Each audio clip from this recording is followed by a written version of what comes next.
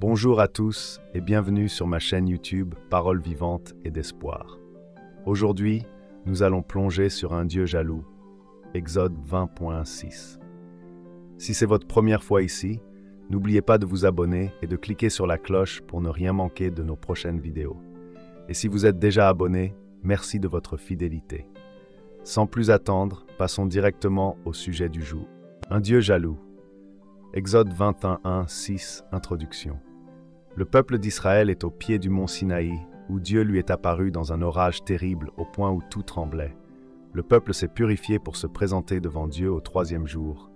Dieu va maintenant lui donner sa loi, en commençant par 10 commandements. Lisons Exode 20.17. 1. La définition de l'alliance, verset 1-2.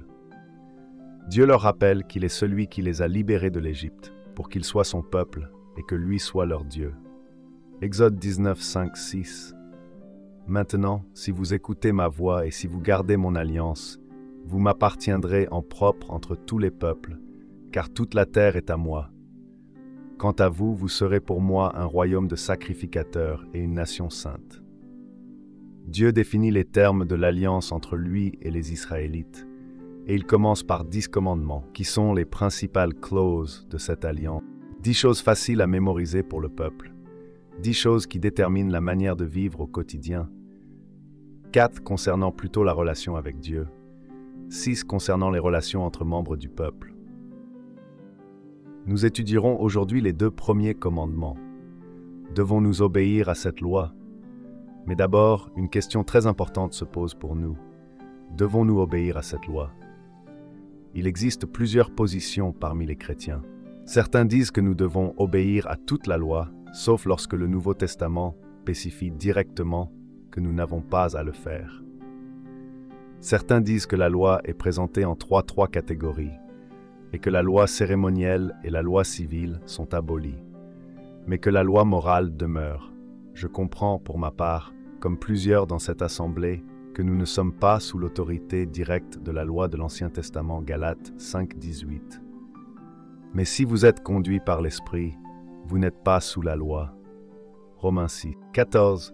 Le péché ne dominera pas sur vous, car vous n'êtes pas sous la loi, mais sous la grâce. Rien n'indique dans la Bible que la loi morale serait une catégorie à part du reste de la loi. On parle de la loi, autant dans l'AT que dans le NT, comme un tout. Celui qui pêche contre un seul commandement est coupable de toute la loi, Jacques 2.10. La loi ne peut pas être complètement séparée des prophéties non plus. La loi et les prophètes forment un tout. La loi et les prophètes parlent du Messie, pointent à Christ. C'est ce que Jésus est venu accomplir. Matthieu 5, 17, 18. Ne pensez pas que je sois venu abolir la loi ou les prophètes. Je suis venu non pour abolir, mais pour accomplir. En vérité, je vous le dis, jusqu'à ce que le ciel et la terre passent, pas un seul iota, pas un seul trait de lettre de la loi ne passera, jusqu'à ce que tout soit arrivé. La loi de Moïse a été donnée comme clause de l'ancienne alliance. Jésus a conclu une nouvelle alliance. Elle comporte un seul commandement.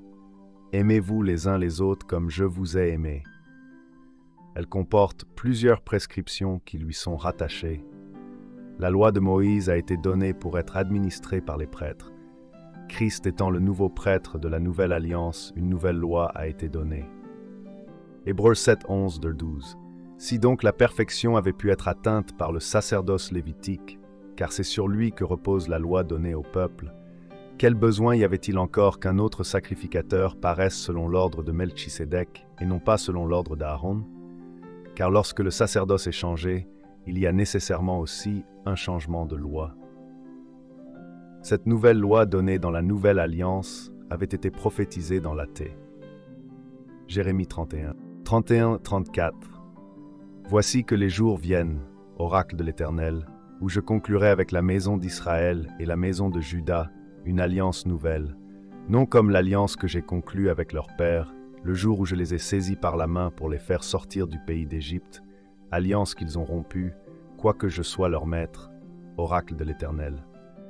Mais voici l'alliance que je conclurai avec la maison d'Israël, après ces jours-là. Oracle de l'Éternel, je mettrai ma loi au-dedans d'eux, je l'écrirai sur leur cœur. Je serai leur Dieu, et ils seront mon peuple. Celui-ci n'enseignera plus son prochain, ni celui-là son frère en disant « Connaissez l'Éternel », car tous me connaîtront depuis le plus petit d'entre eux jusqu'au plus grand, oracle de l'Éternel, car je pardonnerai leurs fautes et je ne me souviendrai plus de leurs péchés. Ézéchiel 36, 27. Je vous donnerai un cœur nouveau et je mettrai en vous un esprit nouveau. J'ôterai de votre chair le cœur de pierre et je vous donnerai un cœur de chair. Je mettrai mon esprit en vous et je ferai que vous suiviez mes prescriptions et que vous observiez et pratiquiez mes ordonnances. Nous ne sommes pas sous la loi de Moïse, mais nous ne sommes pas sans loi, mais sous la loi de Christ. 1 Corinthiens 9, 19-21. Car, bien que je sois libre à l'égard de tous, je me suis rendu les serviteurs de tous, afin de gagner le plus grand nombre.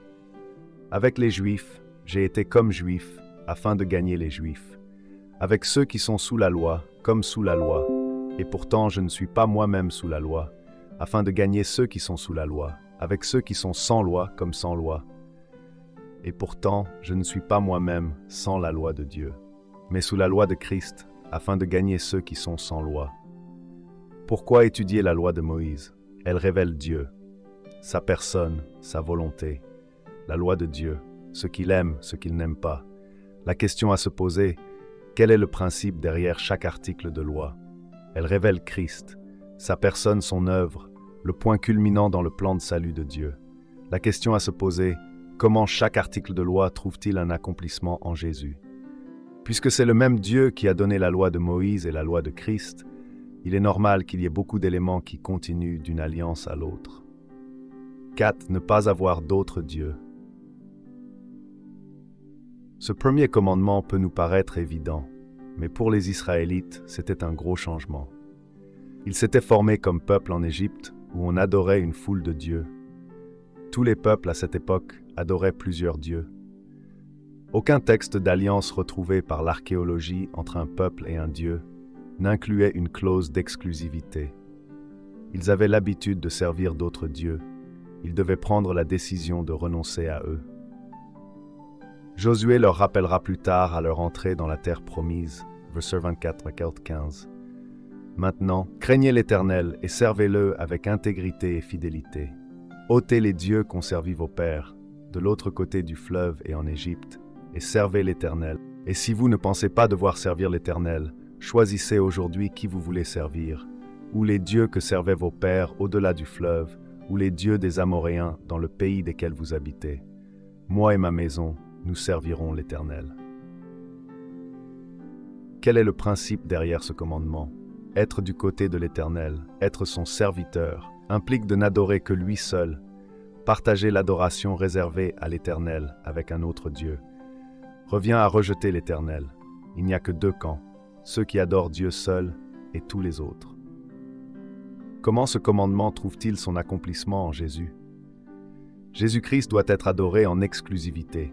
Étant Dieu lui-même né sous forme humaine, tout a été fait par lui et pour lui. Il est le seul qui doit être adoré. Le seul digne d'être adoré, il est la vérité, le chemin et la vie.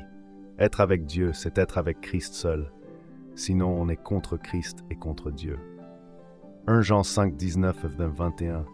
Nous savons que nous sommes de Dieu et que le monde entier est au pouvoir du malin. Nous savons aussi que le Fils de Dieu est venu et qu'il nous a donné l'intelligence pour connaître celui qui est le véritable. Et nous sommes dans le véritable en son Fils Jésus-Christ. C'est lui le Dieu véritable et la vie éternelle. Petits enfants, gardez-vous des idoles. Que sont les idoles à rejeter? Toute puissance spirituelle dans laquelle on mettrait notre confiance ou on espérerait en tirer un gain. Vaudou, superstition, horoscope, astrologie, la chance. Allah, Bouddha, mère nature, Satan, Jésus l'a rejeté alors qu'il le tentait dans le désert, selon Matthieu 4, 10. Retire-toi, Satan, car il est écrit, tu adoreras le Seigneur ton Dieu, et à lui seul tu rendras saint culte. Vivre pour soi-même, pour son plaisir sur terre, plutôt que pour Christ. Philippiens 3, 18, 19. Il en est plusieurs qui marchent en ennemis de la croix du Christ. Je vous en ai souvent parlé, et j'en parle maintenant encore en pleurant. Leur fin, c'est la perdition. Leur Dieu, c'est leur ventre. Ils mettent leur gloire dans ce qui fait leur honte. Ils ne pensent qu'aux choses de la terre. Éphésiens 5. 5. Car, sachez-le bien, Aucun débauché, impur ou cupide, c'est-à-dire idolâtre, n'a d'héritage dans le royaume du Christ et de Dieu. 5. Ne pas adorer des représentations de Dieu. 4-6. Le deuxième commandement est proche du premier, car tous ceux qui se fabriquaient des téraphimes ou des statues pour représenter Baal, Moloch, les dieux égyptiens, allaient devoir arrêter complètement pour ne pas enfreindre le premier commandement. Mais c'était plus que cela. C'était aussi de ne se faire aucune représentation de l'Éternel. Quand les Israélites fabriqueront plus tard un veau d'or, ils prétendront adorer l'Éternel. Exode 32, 4-5. Il reçut l'or de leurs mains, le façonna avec le burin et fit un veau métal fondu. Puis ils dirent, « Israël, les voici ton Dieu qui t'a fait monter du pays d'Égypte. » Lorsqu'Aaron vit cela, il bâtit un autel devant lui et s'écria, « Demain, il y aura fête en l'honneur de l'Éternel. » C'est une horreur pour Dieu, une abomination. Dieu ne voulait pas qu'ils fassent comme les autres peuples. Quand ils se fabriquaient une statue, ils savaient au départ que ce n'était pas réellement le Dieu qu'ils adoraient, mais ils finissaient par le croire. Ils pouvaient contrôler ensuite l'endroit où ce Dieu allait être pour en tirer avantage.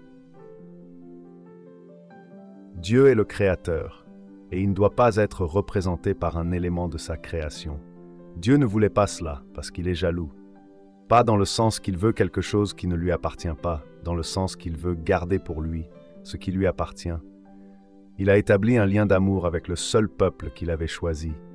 Il désirait en retour l'amour exclusif de son peuple. Comme un couple marié, adorer une statue de lui ou d'un autre Dieu, c'était un manque d'amour, de la haine. L'amour de son peuple était tellement important pour Dieu qu'il allait punir jusqu'à la 3e et 4e génération ceux qui ne l'aimaient pas, mais il allait bénir jusqu'à la 1000e génération ceux qui l'aimaient. Aimer Dieu, c'était garder ses commandements. Quel est le principe derrière ce commandement? Aimer Dieu, c'est l'aimer tel qu'il est, le Dieu invisible. Aimer Dieu, c'est ne pas aimer d'autres dieux. Aimer Dieu, c'est chercher à faire sa volonté. Comment ce commandement trouve-t-il son accomplissement en Jésus? Nous avons besoin de toucher, voir, entendre. Dieu a inclus plusieurs représentations visuelles dans la forme du culte mais aucune le représentant lui. Ce manque pointe à Jésus. Il est enfin la représentation autorisée de Dieu. Jean 1, 18. Personne n'a jamais vu Dieu. Dieu le Fils unique, qui est dans le sein du Père, lui l'a fait connaître. Colossiens 5,15. Il est l'image du Dieu invisible. Hébreux 1, 2, 3. Dieu nous a parlé par le Fils en ces jours qui sont les derniers. Il l'a établi héritier de toutes choses, et c'est par lui qu'il a fait les mondes. Ce Fils, qui est le rayonnement de sa gloire et l'expression de son être, soutient toutes choses par sa parole puissante. Après avoir accompli la purification des péchés, il s'est assis à la droite de la majesté divine dans les lieux très hauts. Jésus nous a révélé la volonté de Dieu, aimer Dieu. C'est donc obéir à la loi de Christ. Pouvons-nous nous faire des représentations de Jésus alors qu'il n'est pas avec nous? Nous n'en avons pas besoin. Le Saint-Esprit le remplace grâce à lui. On peut adorer en esprit et en vérité. Le même danger d'idolâtrie est présent. Exemple, crucifix, statue, pour certains la Bible, livre. Conclusion. Souvenons-nous que Dieu est un Dieu jaloux. Il ne tolère pas que nous adorions quelqu'un ou quelque chose d'autre que lui. Il veut que nous adorions la seule représentation autorisée de sa personne, Jésus-Christ. Que le nom de l'Éternel et de son Messie soit béni. Et voilà, c'est tout pour aujourd'hui. J'espère que cette vidéo sur un Dieu jaloux, Exode 20.1.1.6.7, vous a plu et que vous avez appris quelque chose de nouveau. N'hésitez pas à laisser un commentaire ci-dessous pour partager vos pensées et poser vos questions. J'adore lire vos retours. Si ce n'est pas déjà fait, pensez à like la vidéo et à vous abonner pour ne pas rater les prochains contenus. Merci d'avoir regardé et à très bientôt pour une nouvelle vidéo.